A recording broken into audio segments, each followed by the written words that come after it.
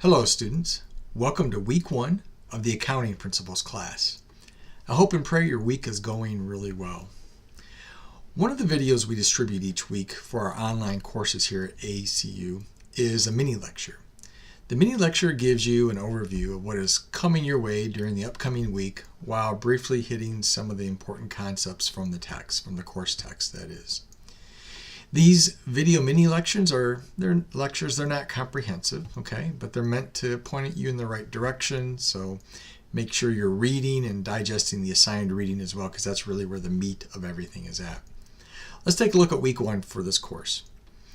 I'd like you to read chapter 1 of the course text this week. This will not be the last time you read this chapter, so don't worry if you come across terms or concepts that you don't understand. You're going to have plenty of time to dig back into it. We're spending a couple of weeks in this chapter. As you read this sort of a text, let me give you some hints about how to read. This is true for scholarly work as well, but especially for course texts like this.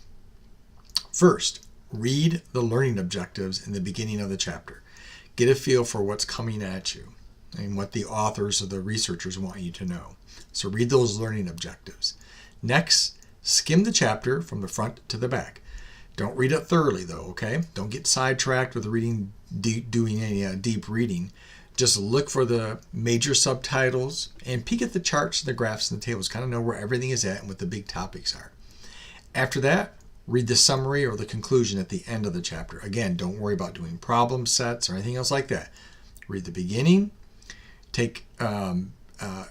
Read the end, skim through the middle of it, and then as you go skimming through the middle of it, take notes off to the side on a piece of paper or something. I take notes in the margins of the book. That's just what I do. I don't plan on reselling my books though. If you plan on reselling your books, don't write in the margins. You'll get less value for them.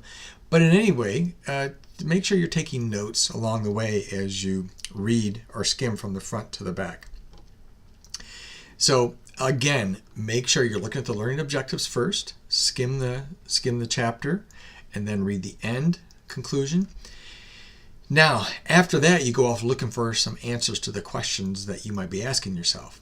In this case, I want you to wait for just a minute because I'm going to give you some questions to go after. So before I send you off hunting for some answers to some questions, let's take a moment and talk about the basics of accounting principles that we're covering this week. So accounting is an information system that measures, processes, and communicates financial information. Kind of think of accounting as a very structured language, both verbal and written. It's a very structured language that business people use to communicate the financial status of their business. So during this course, you're going to learn the basics of that language. You're going to learn to speak a new language, if you will. So you can have conversations with business people about their business. Said differently, the language of accounting links business activities to decision makers or to management. Okay? Management must have a good understanding of accounting to set financial goals and make financial decisions. Managers like yourself, you're going to be a manager someday and a leader. Managers must not only understand how accounting information is put together, how it's compiled, and how it's processed, but also realize that accounting information is oftentimes imperfect and it should be interpreted with some caution.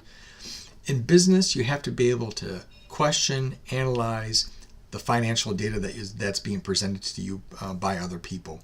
It could be factual or it could be erroneous.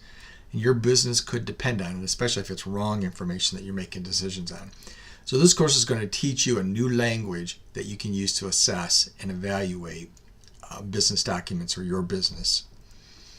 Also know that there are 2 different accounting categories. There's financial accounting and managerial accounting.